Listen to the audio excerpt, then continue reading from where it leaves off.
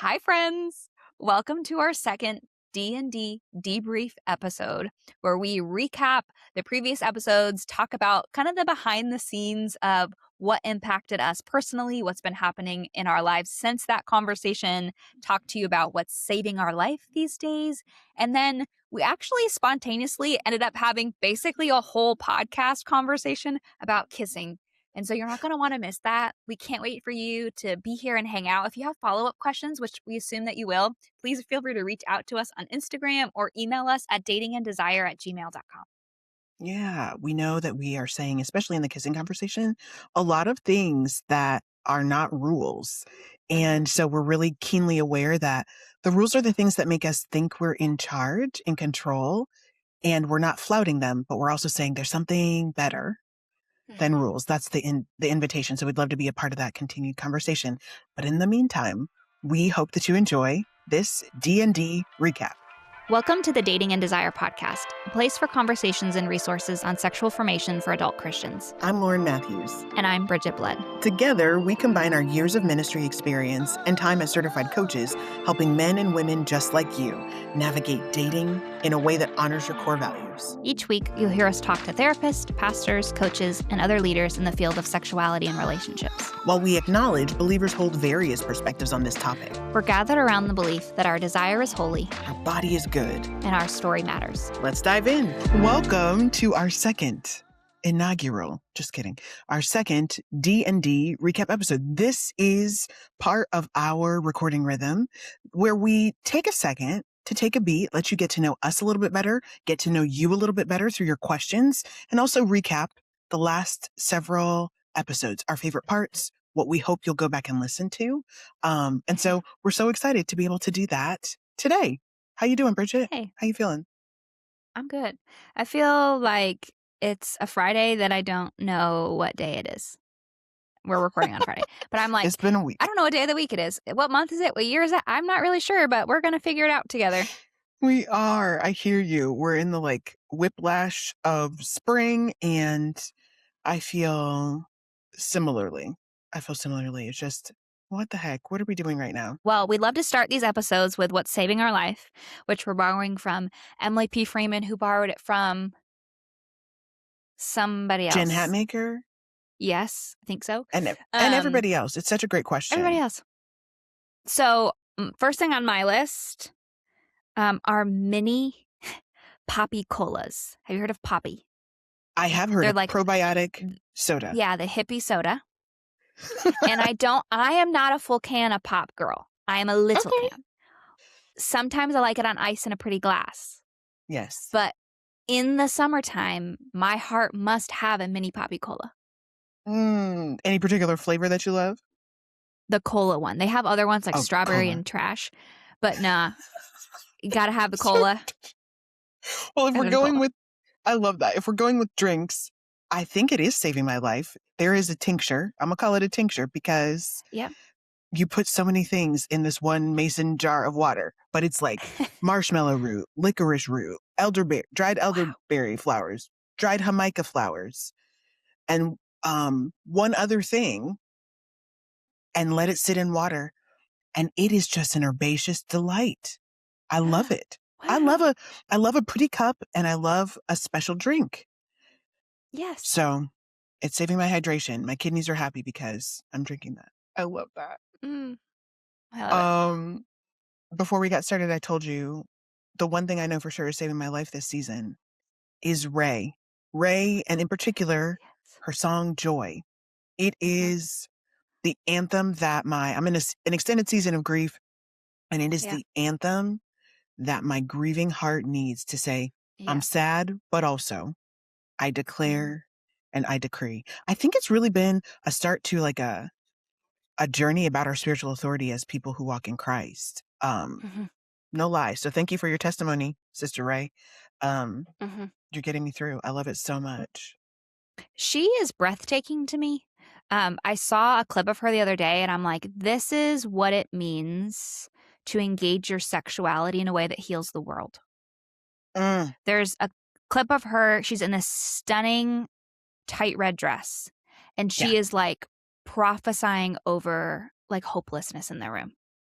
And I Yes. am like, this right here is what it means to engage beauty. This right here is what it means to say that, like, I am a woman of God and ain't no devil coming against me or my people and the people they put in my authority. Like, it just was such a beautiful thing to me of like, her using her influence. And yeah, I was moved by her sexuality in a way to be like, I want to live like that. I want to offer my beauty, my body, my brilliance for the healing of the world that matters. Yeah, it's not everybody is called to public ministry. Mhm. Not everybody's ministry has to be in front of other people, but she has there's a measure of the prophetic in Mhm. the way she represents herself. Even in her story of Mhm. like her label wouldn't release her music, and so she Mhm. left them. She's independent now. Mhm. Um just yeah, I find myself, do you ever do this, Bridgett? Pray for the artists that you love or like the public people that you Yeah. love. Mhm. She was in an interview and someone was asking her, so because her big song is Where the Hell is My Husband? Mhm. Has this led to you finding your husband? And she was like, oddly or interestingly, no, it is not. Because, her music is blown up. She's super busy. So now she's Mhm. doing the touring life. And I just found myself praying that the hope that she has shared so generously with Yeah. millions is manifest in her life, that she Yeah. recognized clearly and directly her lifetime lover, and that they find each other. Mhm. I Hmm. mean, you know that I feel this love towards Russell Dickerson. I mean, Yes. I am the biggest fan of him and Kaylee, and just again, I think it goes to there's something special about the anointing there of a specific calling, covert calling, I think, right? I mean, if you're a Christian, you're listening to some of the other podcasts, you're catching some of those things, but of like, this is what it means to disciple people in their view of romance. I'm so Hmm. convinced of it. Got to go to his concert here in Nashville a couple weeks ago, and it was just the time of my life every time. Love it so much. And I mean, I'm still keeping asking, right? I've been saying God likes someone with a big ask.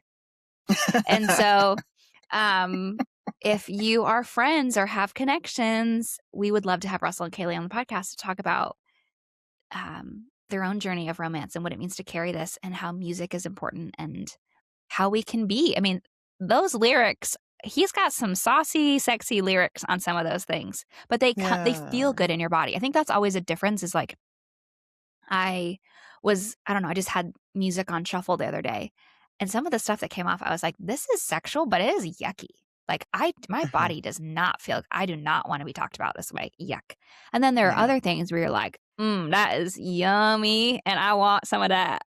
Yeah. Like, I remember, like, the way I was formed, my spiritual formation around music was like this very strong secular, sacred Mhm, divide. And secular was mhm. necessarily bad because it would, um, let little foxes in to spoil the vines. Yeah. That kind of rhetoric that, to quote Song of Solomon, but like the rhetoric that says, don't start thinking about this because it's going to Mhm. open up a space for longings that you can't righteously fulfill just yet. And so just no, no, no. But I remember even in my youth hearing, don't laugh, Celine Dion sing, "'Cause I'm your lady and you are my man." And just my Yep. heart was set on fire for something really good Mhm. and something that I get to live out with my husband now. Like, to belong to Yeah. someone is a good thing. So I love the way you describe. I don't know Russell yet Yeah. musically. I'm getting to know him though. And I just asked you, like, Mhm. okay, send me my initial playlist because I want to be able to connect with people who make you want something good, even if you Mhm. don't have it yet. He's like casting Mhm. vision for it gets to be this sweet. And Yeah. I think that's important. I think that's so important in the way we're engaging and engaging with art and the media, like having a playlist of people who inspire the Mhm. love that we want, is important. So I love that, Russell. Thank you. I should also say if we have listeners in seasons of heartbreak, I Mm, have 2 albums that I love. Um, one is by Judah about his divorce. That one's fantastic. Oh, I guess they're both divorce ones. But even if you're in a breakup, that's not that you were not married, but you just had a, breakup. And then the other one is for this album, she went under the name Falcon, but Amanda Lindsay Cook. So this album was her grieving her divorce. And those two albums, if you need to scream and cry and like be soft in your grief of an ending a relationship, or you need to like rage and scream, those are good ones. So Yeah, I'm making a note right now. I right need to process, as far as like D&D debrief, I need to process that I definitely feel some guilt. I've told Jeff. Jeff is our fantastic editor that makes sure you guys actually get a real show, because otherwise Lauren and I would just be talking and it would be sitting on our computer. Yes, it's true. That sometimes I say we're going to put stuff in the show notes and I don't. So if you are going back and you're realizing that, please message me, because I've definitely missed it. And let me know if I promised you something that I didn't follow through on. Sorry, I hear your pain. Same. But I'm going to put those two, playlists Judah or links and Falcon. Yeah. Okay, fantastic. Let's move into recap. Episode 12 was with Dr. Anthony Bradley, who you introduced, which I'm so thankful for. Curious, as you look back on that conversation, what stood out to you? What's been spinning in your heart since then? Yeah, and we highlighted this on the Instagram page, but I love Bridgett and I are women who love men, and we champion men. And we recognize that this is not an either or conversation. Men are great just as they are and everything's fine, or men are trash. We know that there is socially something that has happened that makes being a good man, being perceived as a good man, or being a good man challenging. And so I love about Dr. Bradley that he highlights, if you find yourself in a spot where you've not been discipled, here are some practical steps to go get you an old guy to help you to learn the things.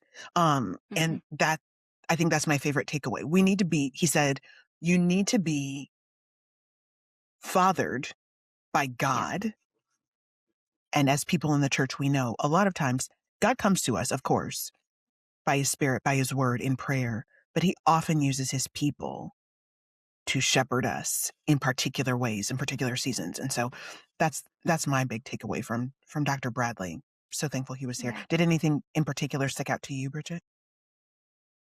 Yeah, I think just understanding that there are bigger forces at play than just church forces. Right? I think sometimes when we have this conversation in Christian groups, it's like, well, because they weren't discipled and no one taught them how to read the Bible and blah. And I'm like, okay, but wait a second. There also is, like, we talked about the Industrial Revolution and how, like, the economy has impact, right? It's like, it's a million things.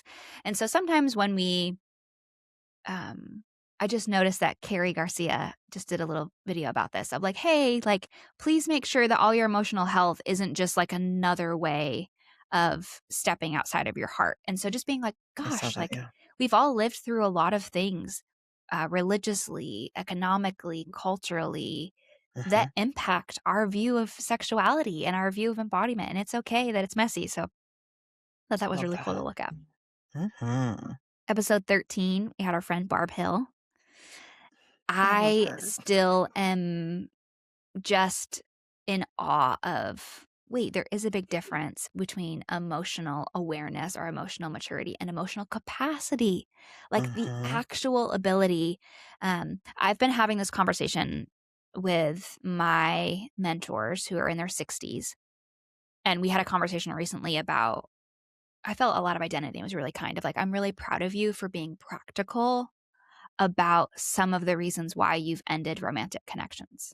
And she's like, I think there is a point where there's a healthy, God's going to help us figure this out, which I believe that there's a surrender into the way of the Holy Spirit that is beyond us, that's required in risking our heart in romance, 100%. But there's also the logistics of the life you're offering. Do I actually want to participate in that? And it's okay that the answer is no. And so I think part of what the conversation with Barb has unlocked in me has been the like, oh, wait a second. Like, I can also honor where I don't have emotional capacity, right? Because I think about the different men that I've connected with to go, oh, wait, like, your heart is so worthy of care. And this is so incredible that God's asked you to do this thing. I do not have the emotional capacity to do what's required to partner with you well. And so, not making it as a like, oh, this guy's terrible, right? Because I'm a woman dating men. And so, but making it like, oh, wait, this is both of us to honor honestly. Sometimes capacity isn't there, and sometimes that can expand and shift and grow. And sometimes it's a, okay, we've got the information. Now it's time to go forward in different directions, and that's okay. Yeah, I think it really that the perspective that Barb left us with really pushes against marry the first godliest Christian that you know. It's going to work out. Mhm. It kind of Mhm. it allows us to practically engage with who has God been forming me to be? What has God been Mhm. calling me to be? Not predictive. I don't know what God's going to do Mhm. in the future, but for right now, what do I know of my call, of Mhm. who I am as a person? And then does that align with the person that God has formed you to be so far? I hope we remember that necessarily our lives together are going to shift and change and transform, Mhm. impact our call in some way. But I love the way, yeah, Barb just named so kindly.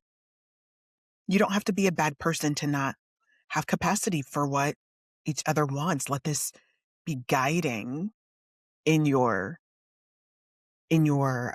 discernment process. And then episode 14, we got to talk to Dr. Andrew Bauman. And that conversation really left us with contemplating the difference between, and it's something we talk about a lot, but the difference between being in awe Mhm. of beauty where we find it and wanting to consume beauty. We really did Mhm. battle with how are we defining lust, and yeah, what are we saying when we're aligning ourselves with scripture and resisting being lustful. Um, yeah, I really appreciated the way Dr. Bauman really highlighted that particular concept for us. I wonder if anything in particular stuck out to you, Bridgett. Yeah, I would just say if you're a man listening and you are at a place where you go, gosh, I actually feel really stuck. I do have a very pornographic view of women. Like, I feel out of control with beauty. I don't know how to admire someone's body without it taking me to an overly sexualized, like, I don't know how to do that. Um, I really recommend going hanging out with Andrew. He has his new Manland, his online community. He is strong and he is kind. And so I just want to say, if you are there and you're feeling stuck, this is not a like, you're you're bad, you're stupid, you haven't figured this out yet. It's a honor your story that you need more support in this area, and that Uh-huh. reclaiming beauty, reclaiming the way that you view women is 1000% possible in your story. I admire Andrew. At some point, we need to have Christy, his wife, on the show as well. She does a ton on Uh-huh. female sexuality, and it's been really cool. I've read all of their books. And so that for me feels really important when I look at my own story of keeping my heart alive to Uh-huh. romance, to go, oh, wait, like, what's possible when Bridgett now showing up, crying through the thing, sending Lauren the Marco Polo that's like, I'm never going to get a husband. This is horrible. I hate this so much. Like, what's actually possible when both people do the work? What can happen for the world? So I think that's what I take away personally is like, Lord, let it be so in my life too. Uh-huh. And I mean, we recognize that men are not the only ones who struggle with a pornified view of Correct. people. So, like for the ladies that listen to that episode, I would love to get a DM or a message Mhm. that just like alerts us to what you were made aware of, the possibility of Mhm. ways in which you're objectifying men for their bodies and beyond. Um, Yep. because it's important for us to to be aware. Yeah, to be Mhm. aware of how this might be showing up. And just like for a lot of men, it's a revelation that you can appreciate beauty and not lust, it might be a revelation for some of our lady listeners that you might be objectifying men, not treating them as Correct. people. So, Mm-hmm. and then you and I got to chat in episode 15 about not wasting time, Mm-hmm. not wasting time in dating. Yeah, that had come up in a client conversation. And I was really just captivated by how that attitude can really undermine the freedom that gets to be part of dating. Mm-hmm. Yeah, it's for freedom that Christ has set us free, even in our dating lives. So, um, yeah, that was a really fun episode. I like our duo episodes when we just chat together. Mm-hmm. It's fun. I definitely felt convicted. I had that statement come out of my mouth the other day where I was like, oh, I just want to waste my time. And I'm like, Bridgett, you put a podcast on the internet about this. And so I'm like, okay, what's happening for me? Where do I need more support?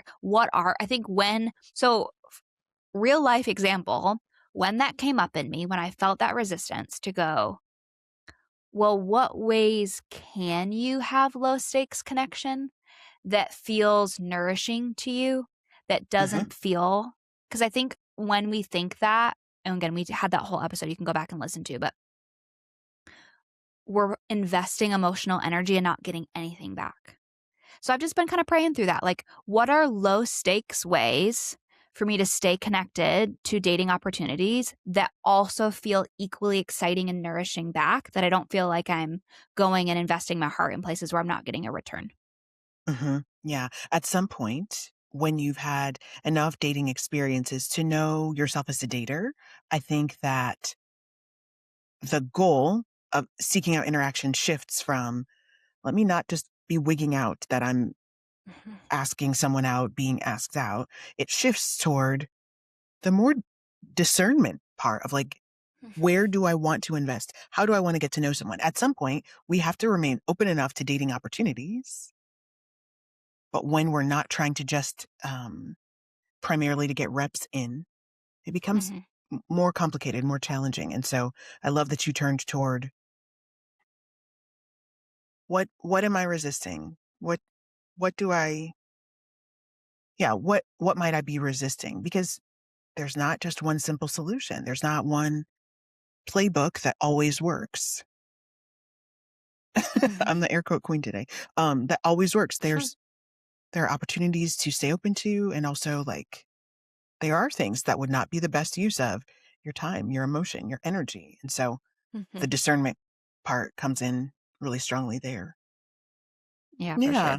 Um, Episode 16 with our Hmm. friends Blake Roberts and Jamie Haig from 3% Podcast. Oh my gosh. Yeah. What a Such a delight that delight. was. Curious how that episode impacted you. Ooh, Bridgett. Um, I really appreciate these guys so much. I hope that we grow and maintain being best friend podcasts with Mhm. them. But my big man, I was in awe of you in that Mhm. episode. You were fire, Wow. girl. You were, you Mm. were in your bag around like core ways we think Mhm. about how romance is lived out. And Mhm. so Yeah. I I really appreciate them and love hearing about their friendship and their call to like being honest Mhm. with each other, with somebody. I really appreciate the way that episode called up friendship. But I was really just more than anything other part. I was like, I'm so glad I get to do a podcast with Bridgett because Mhm. you're you are elite. You're saying Mhm. things, such important things about the way we want to be close to other Mhm. people in a way that I find so helpful. So Wow. that was my big my big takeaway. I know our podcast has a crush on their podcast, so I wonder for Yes. you if anything in particular was especially meaningful. Yeah, thank you. I got to see them. They're Nashville locals, and so I got to see them the other day at an event. And I was telling Blake, I Fun. said, I really want all of our listeners, but I think there's a special gift for our female listeners to listen to their show. Because Mm, when I was starting out in this journey, gosh, 10 years ago, of like, okay, I'm going to take my emotional health seriously. The Uh-huh. first couple years of that, I listened to male podcast to hear what a safe men sound like because I didn't have any in my real life. For years, the only actual connection that I had to heart-connected men was through a podcast. And so I told like that. It's like, I really hope that 3% can be the place where people can start to build a framework in their brain of what Uh-huh. safe and healthy masculinity looks like. So yeah, look forward. Please go check them out. Uh-huh. It'll change your life. That was 17, right? That was 16, 17 is Jenna. Yeah, Dr. Jenna Mountain. I love this conversation so much. I think I'm just a broken record. I really love our conversations, but Dr. Mountain did such a great job of stopping us in our tracks, right? If you're a Christian, Yes. if you're dating, you're used to saying or resisting asking, how far is too far? And she said, how do you make decisions? Before we even get Yes. into what are you doing with your bodies, how are you making actual decisions in this and every other part of your life? But in this faith walk, the convergence of our faith and our lives, how are you making choices? And I really appreciate her amplifying. We have to be making choices. This is never about turning off our brains and just following the formula. This has always been about heart-connected engagement with another person and with the Lord on, why am I doing what I'm doing? Yeah, I have been messed up by that.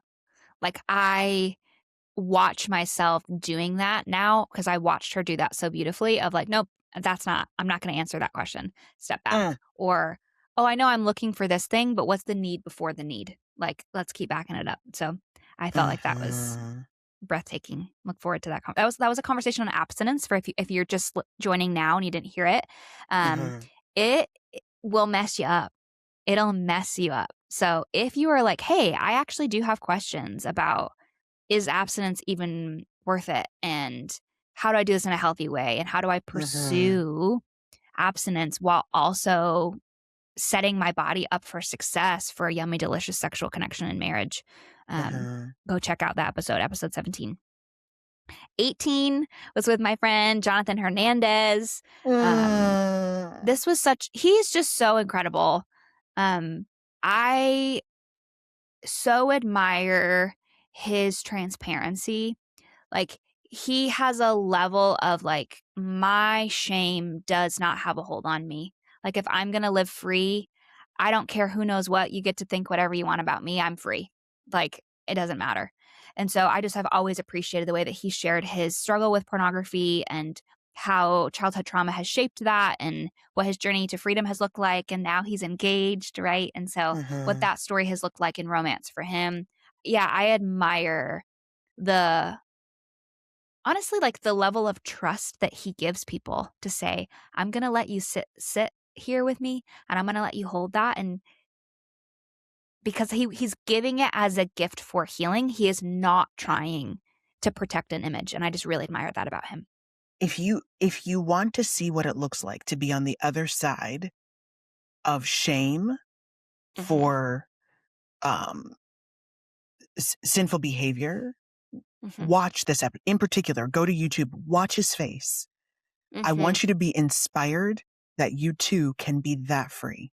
The shame that might be holding you back, keeping you hidden from those that think they know you the most, look at his face and see what it looks like to be free from that. It is such an inspiration. I'm so thankful for Jonathan.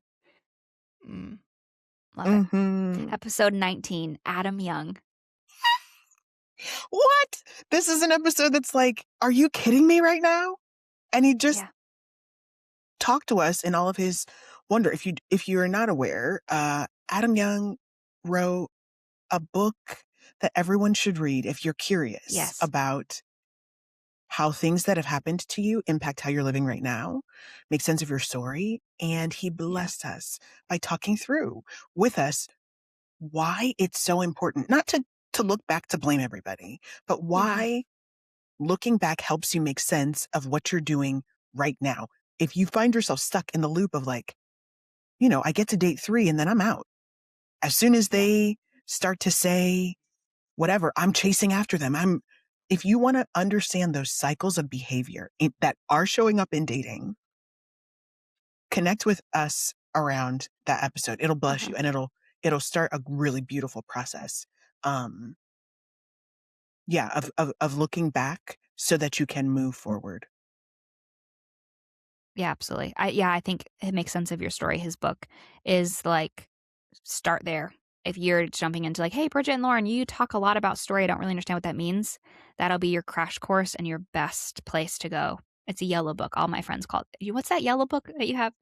So I love Yeah. it. So it's so practical. Like if you read the book and do what he says at the end of each chapter, any therapist you work with, any coach you work with will be so pleased.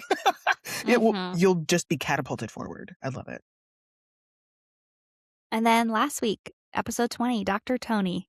This was fun. He's another Nashville local friend, and just have really admired some of the conversations that he's having online about what does it mean to be a healthy man.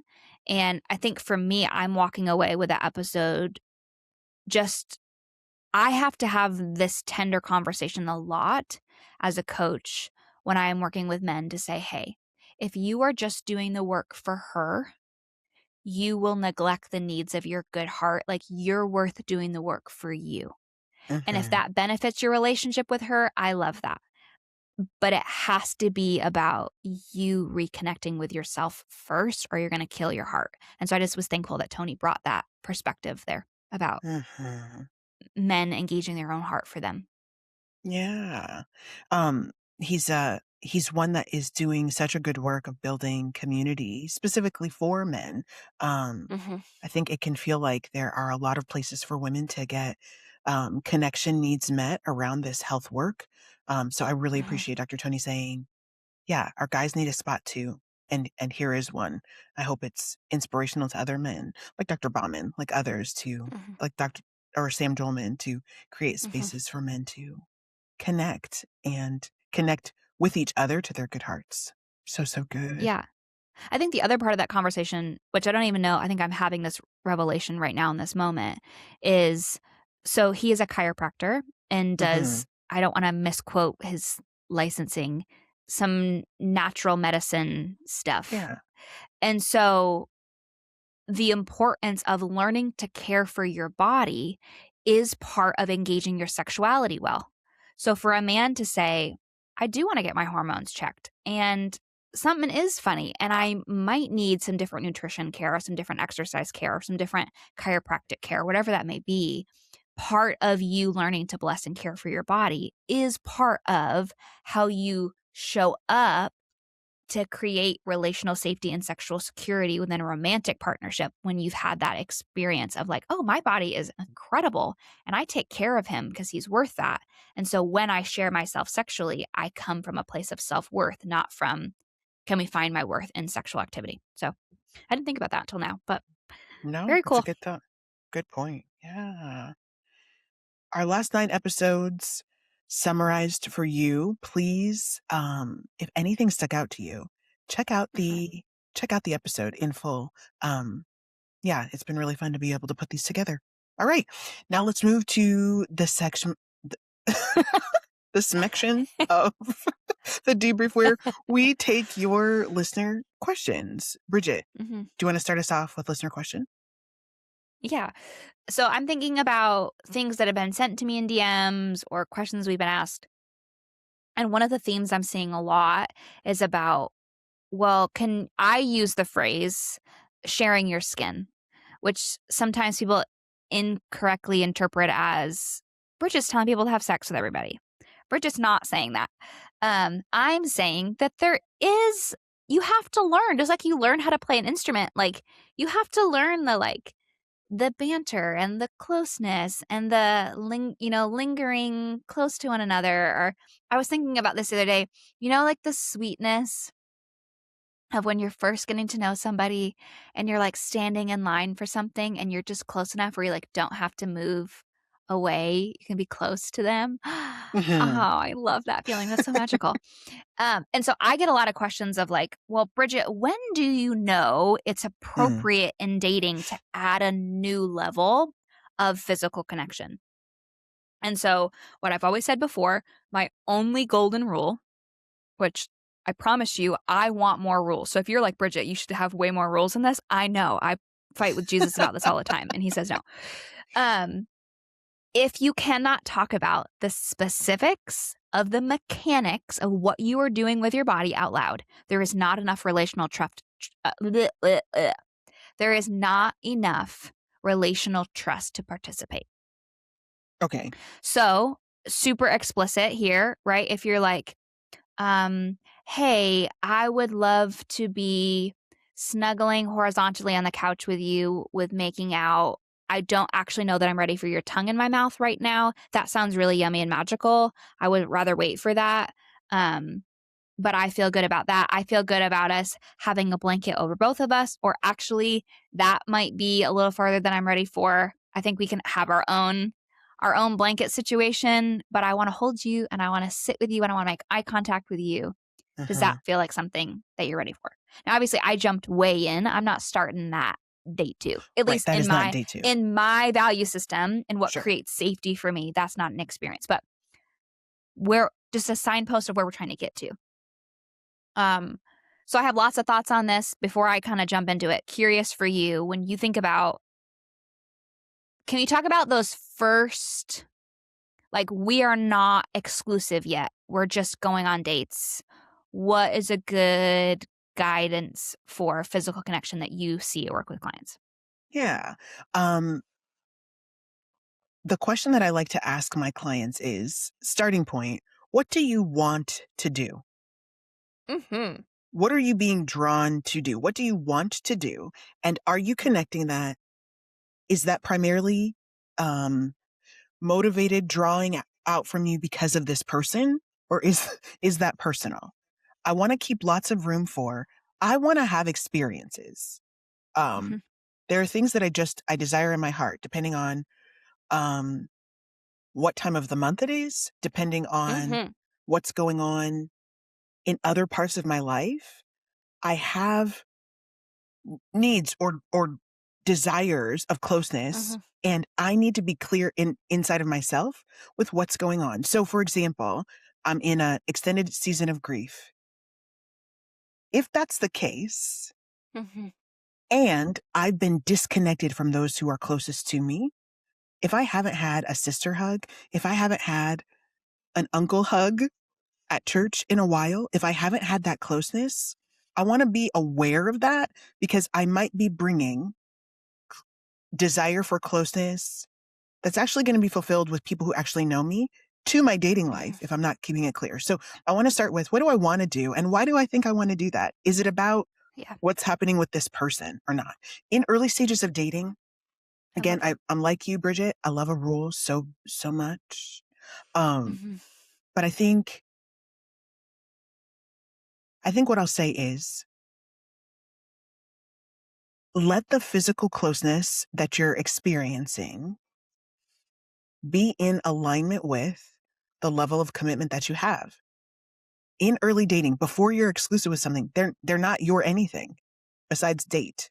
They're not your boyfriend or Mm-hmm. girlfriend. And so keeping it real about um what you're doing and the closeness that communicates is really important. And I find myself so frustrated right now. I want so desperately to name, so this behavior is what's good. And I don't Yeah, think I can. But I do I strongly know. encourage you to keep it real with yourself about, let's go through some examples. What does kissing on the cheek mean? Bridgett, you said in our podcast before, you have your stepdad is Brazilian, correct? Mm-hmm. Yeah. So there's a cultural measure of kissing on the cheek that it doesn't mean nothing, but it doesn't mean I'm in love with you. I've Correct. had clients talk to me about how intimate hand holding is, and that they need Mm-hmm. to save that for when they go together, because it Mm-hmm. means it, for them, it means we belong together. So this is what I'm talking about, talking through with trusted community, with a coach, on what you already know about yourself, and then just being willing to, this is the last thing I'll say, being willing to move through the awkward to the honesty of communication and saying, Yeah. I am or am not ready for that, and not taking someone else's different spot personally. Yeah, Mm-hmm. that's what I would talk through. What comes to your mind? Well, I'm going to volunteer as a case study. All right, let's do it. Because I've been thinking through this a ton. So I've been working through my theology, my expectations, my hope of what I want to communicate with kissing Okay. in my next romantic setting that gets to Mhm. happen. Sadly, that's not happening right now. That's very dumb. It's coming. And so I would say my first introduction with kissing was introduced in the relationship from someone that I had not met. So we met through a dating app. We were in relationship, and when we were ready to communicate I love you was when kissing was introduced, and it was magical and loved it 10 out of 10. And that created a ton of safety for me. And also when the relationship ended, because there was such radical integrity, and I'm so proud, like so thankful for this man. Even though I decided I did not want to marry him, I'm so thankful for him. I left feeling like the measure of physical connection matched the level of relational spacing that placing that. So then I felt like I got insecure because I was like, well, other people can kiss people and they don't have to, like, they don't care if someone's in love with them. They just kiss people. So is there something wrong with me that this matters? And so then I kind of worked through that in my story. And so I was like, okay, well, maybe I want to find out if this is a rule or not. Like, I want to find out, is this a rule for Bridgett, like a religious rule that's keeping me, or is this actually something that sets me up for sexual connection? I don't know yet. So I went and figured that out. And I found out, Lauren, that I don't like that. Yeah. The level of sexual loneliness in the void and absence of love. Ugh.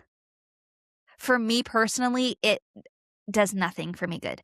Also, thinking about the platonic men in my life that I do kiss on the cheek, I love all of those men, and we say I love you. So I'm not just kissing men on the street with cheek kisses. These are men, right. platonic That men, brothers, fathers, those types of figures in my life where there's love present. So anyway, went through that situation. Circling back to, I then made a statement of like, oh, I never kiss men on a first date, which I'm like, well, that is technically mostly true. But again, I'm trying to push it. This is how I'm having these conversations in my own body of like, I want to show up with sexual integrity that honors my understanding of how God designed sex to be and pays attention to my story. So it's just all of those things. So then I went, okay, well, would there ever be a situation where I'd want to kiss a man on a first date? And I just kind of like processed through that. And I said, oh, yes.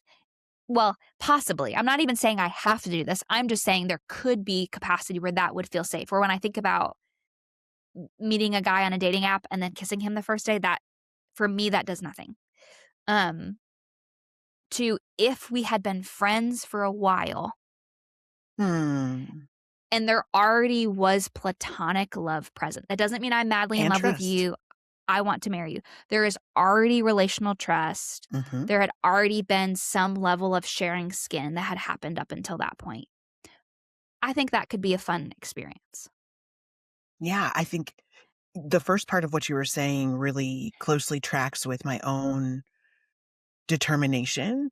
Before I was married, I had come to the conclusion about myself that it means sharing my lips with someone means too much for me to do that without also sharing a measure of my life with someone. I want to know that we go together, that we're not doing this with other people. It's special. No obligation to other people to feel the same way.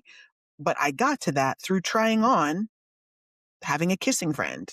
It did not it did not leave me in a place that felt good. It had me asking more questions than satisfying a desire. And so what it helped me learn about myself is I want closeness.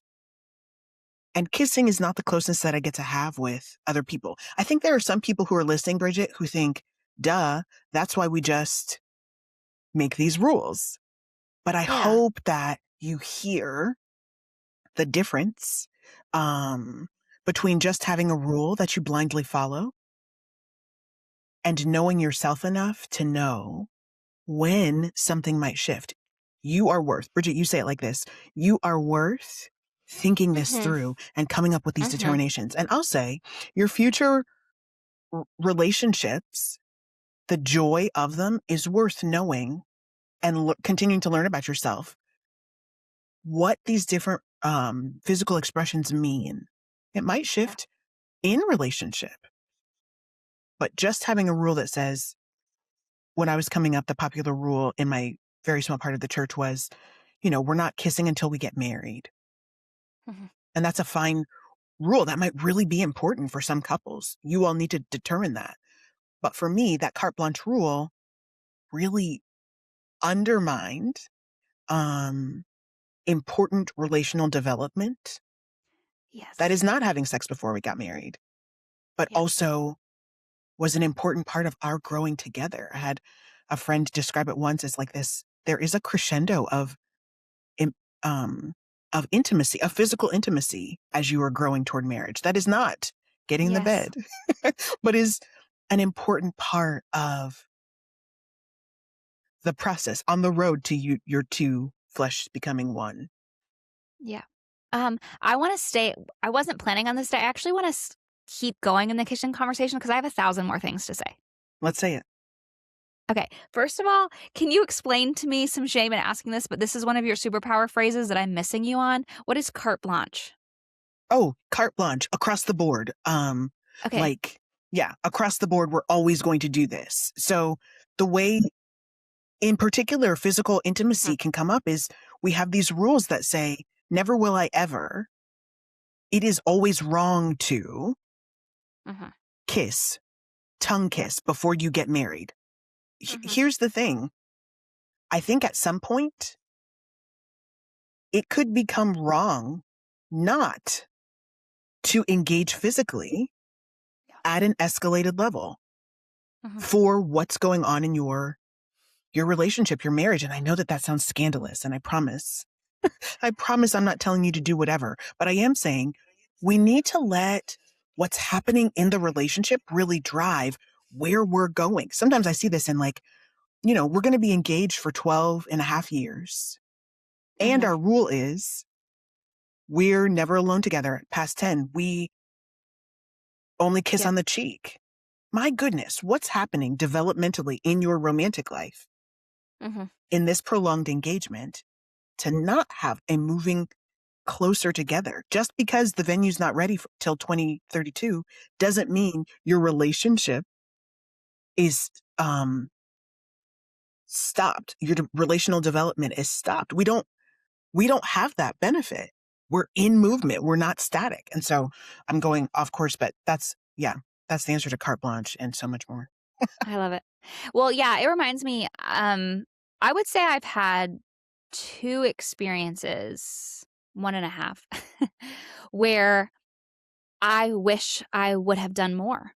That there was something of turning off goodness and being afraid of arousal that happened in me that I pulled away. And I'm like, I wish I would have stayed. Like, I wish I would have stayed there and experienced the goodness of that moment, because it wasn't actually a violation of my values at all. It was the, oh no, I'm going to get in trouble. And I was like, oh, I don't want that to happen. So that's just a disorienting experience. If listeners have ever had that, where you're like,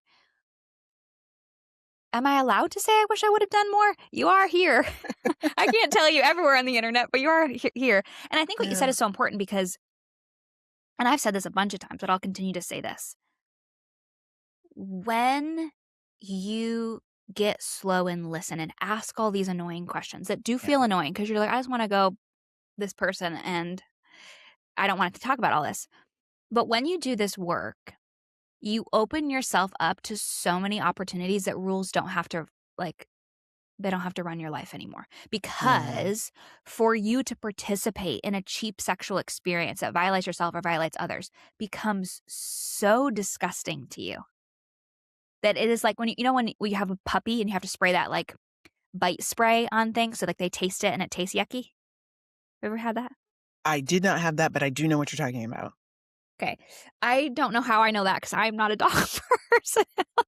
That was just a really good example that came out of somewhere. So I mean, it does become like that where I'm like, ooh, yuck. Like, I don't want that. That does not feel good. It gives you the opportunity to go, okay, hey, because like, I'm going to make this statement. Come on. As always, fear in saying this because I can't look you in the eye and can't hug you and can't hold your story. Kissing is essential before you marry somebody. And this is why, I think it develops a lot of safety.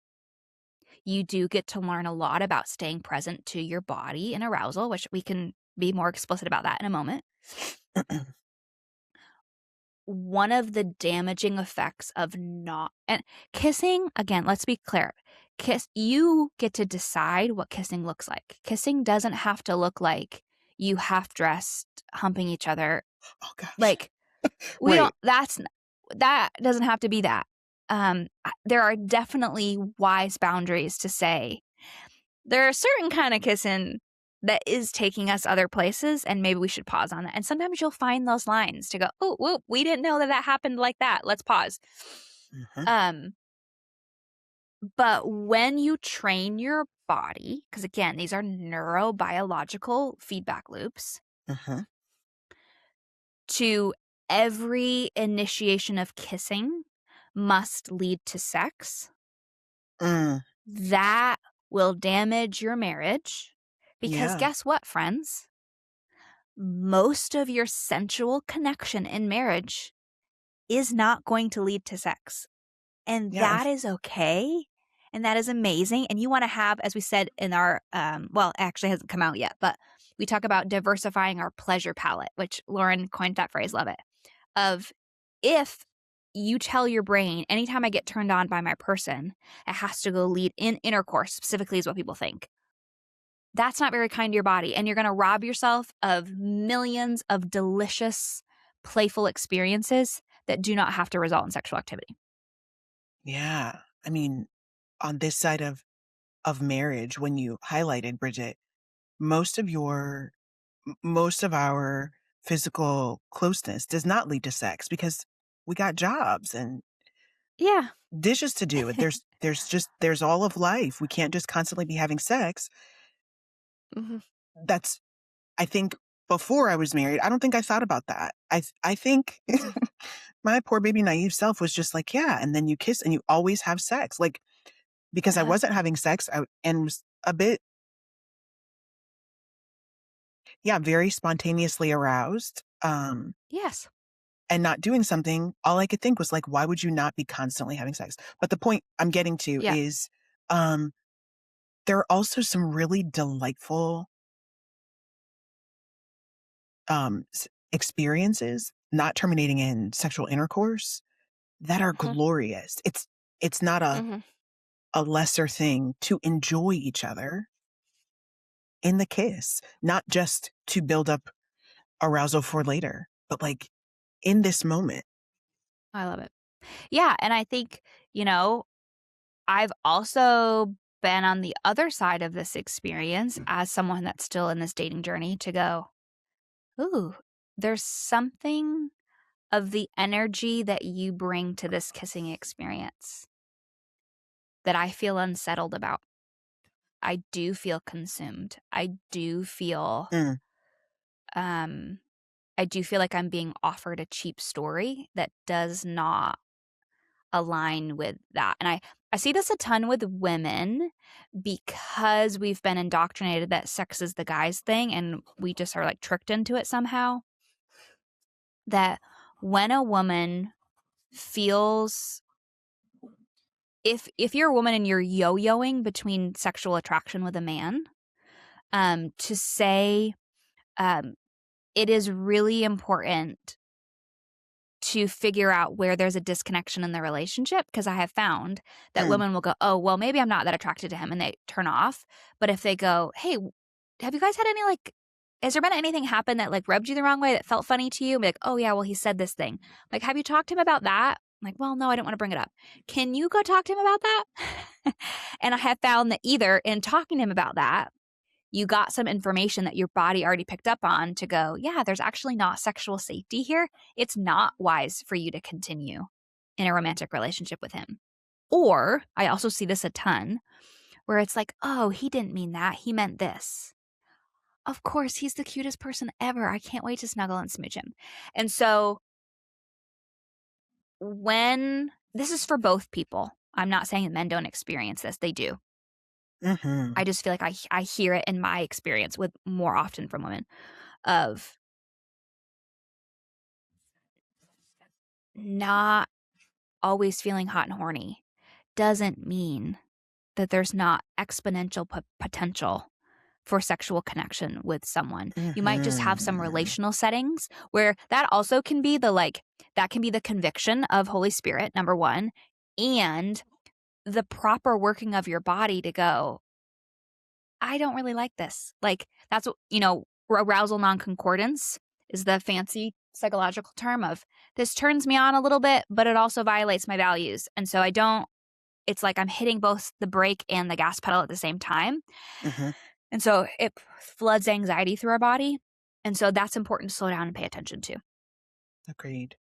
Yeah. I think what you're highlighting in that I want everyone to take away from is our bodies are giving us really good information. It's not just that our bodies are the keepers of our story in times past, but in real time, in this decision-making process, your body is helping you know really important details about what you're experiencing with this person. And I love that you highlighted, Bridgett, like, oh, you may need to go have a conversation. I engage this with women in particular every 5 days a week. I engage this with women who are really uncomfortable articulating a boundary, not even a physical relationship boundary, but just like, I don't like when you call me that nickname. Yes. And so we're translating, these other things that are not related to even our physical relationship because we've been unwilling, we felt uncomfortable, walking in our fullness and saying, yeah, I don't like that you text during our dates. So important information is being transmitted through the kissing. And we didn't even get into microbially. The important things. So yeah, I hear you arguing for, you need to have this experience before you decide to marry someone. I think that could be wisdom. Yeah, because you're kissing provides lots of opportunities for you to learn a ton. So number one, you get to be with your own arousal. So there's a kiss, right? A quick peck, and then there's kissing, right? And then there's levels of kissing. Yes, ma'am. And so where you draw the line in that is not about, oh, our bodies are bad, we're getting too turned on, to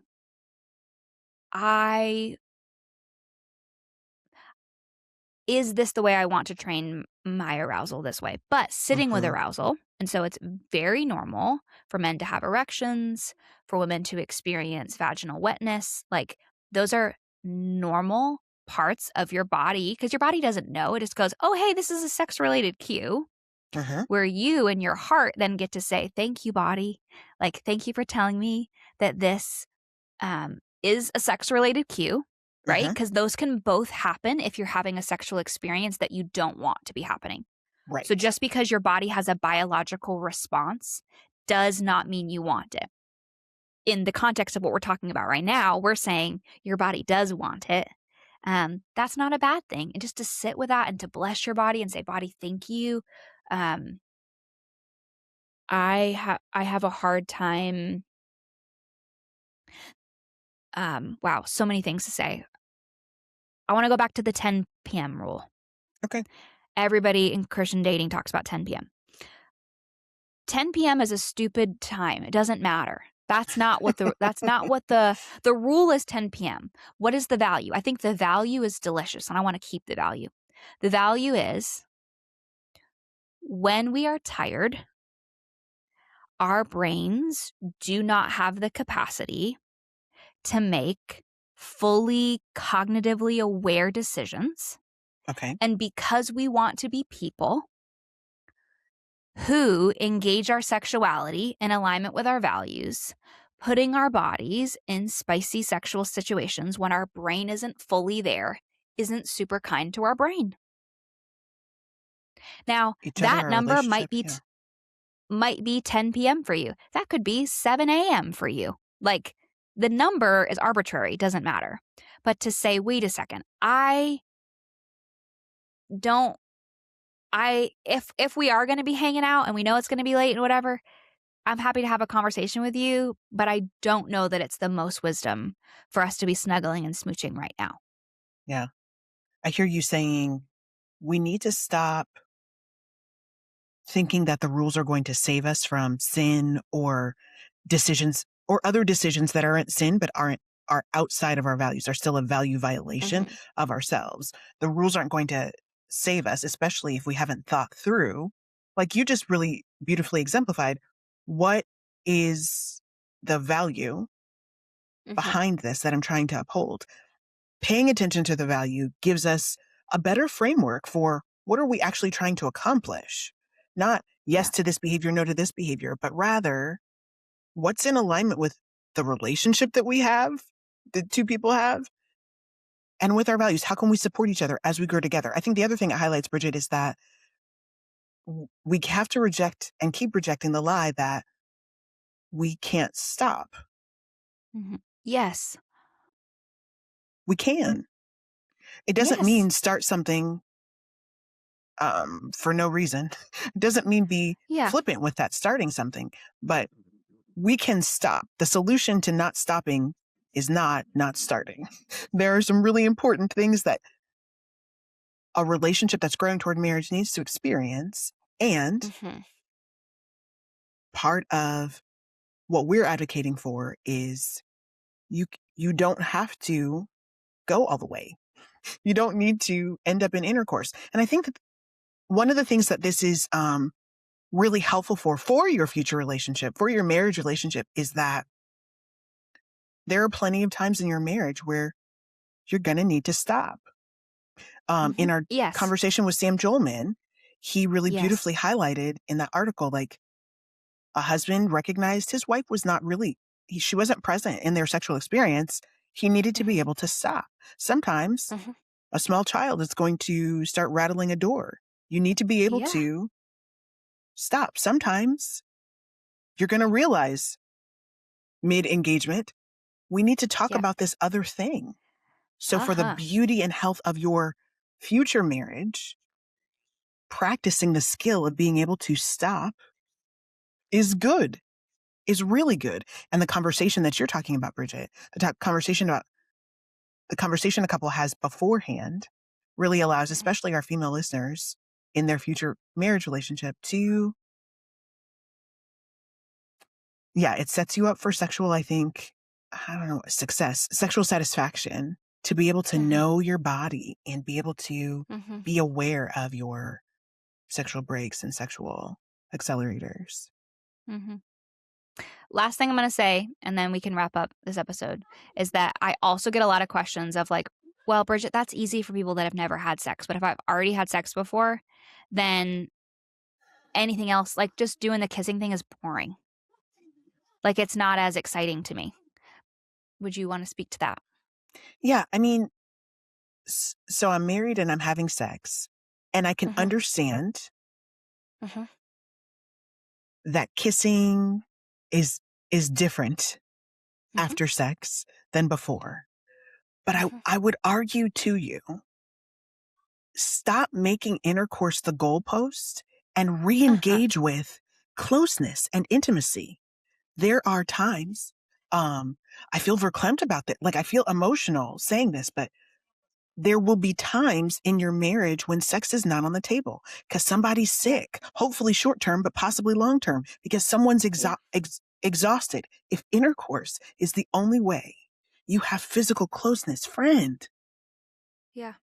you're doing your future marriage a disservice. So I would encourage you, person who's had sex before and who's not super geeked about just kissing, to invest in your kissing bucket by like rightly aligning it with what's happening.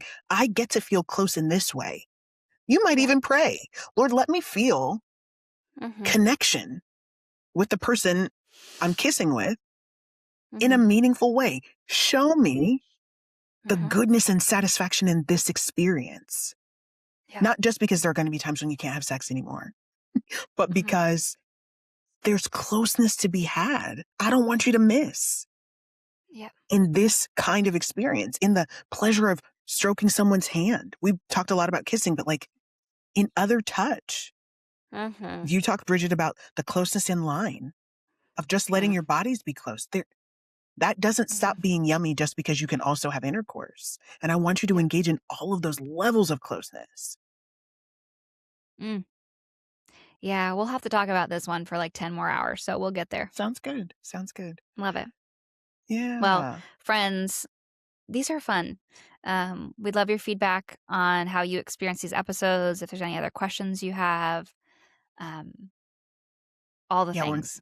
We're not expecting that this answers. In fact, I think our hope is that it provokes more questions, and we would love to be part of how you engage around them. Not just thinking, those crazy ladies on the internet are telling me crazy stuff, but engage us, because we'd love to flesh out the stories that we're telling from these conversations.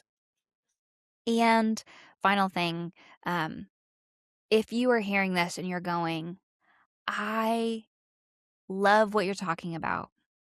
My experience of sexuality feels so out of control.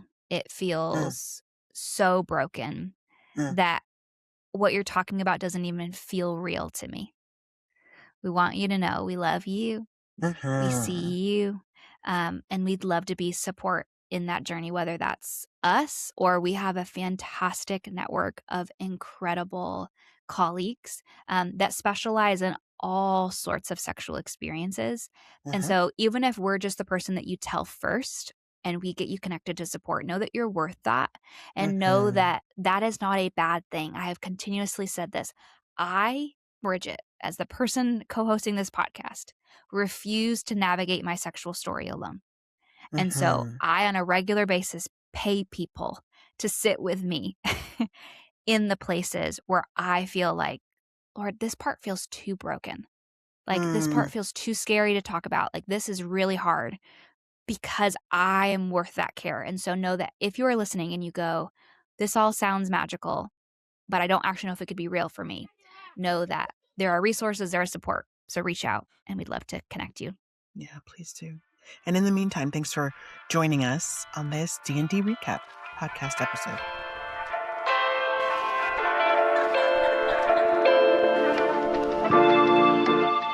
Thanks so much for spending your time with us today. If this conversation encouraged you, challenged you, or helped you feel a little less alone in your dating journey, we'd love for you to subscribe, leave a review, or share this episode with someone who might also need the encouragement.